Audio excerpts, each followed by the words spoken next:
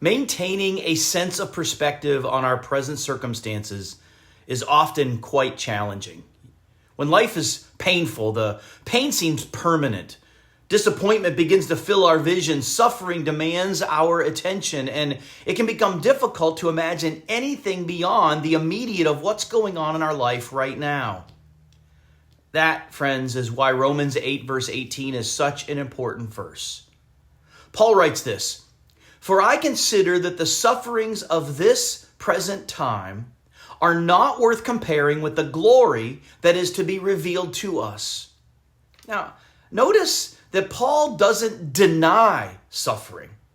The Christian life isn't free from hardship. In fact, just one verse earlier, Paul reminded us that as God's children, we share not only in Christ's inheritance, but also in his sufferings.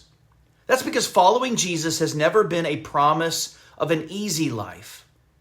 But Paul also knows that suffering does not have the final word. He says, "I consider." That means he has carefully weighed the evidence. He's making a deliberate judgment.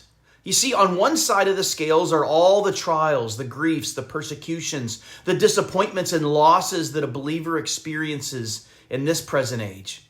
And then on the other side is the glory God has prepared for his people.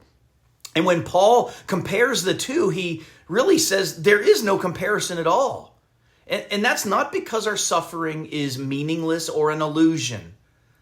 It's because God's coming glory is infinitely greater.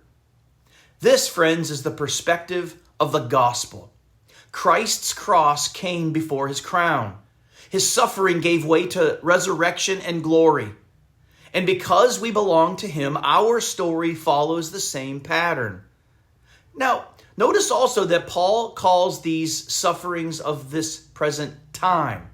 They belong to this age. They are real, but they're temporary. God's glory, however, transcends every age. It is eternal. And one day it will be revealed, not just around us, but to us and in us as we are fully transformed into the likeness of Christ. That future hope changes how we live today.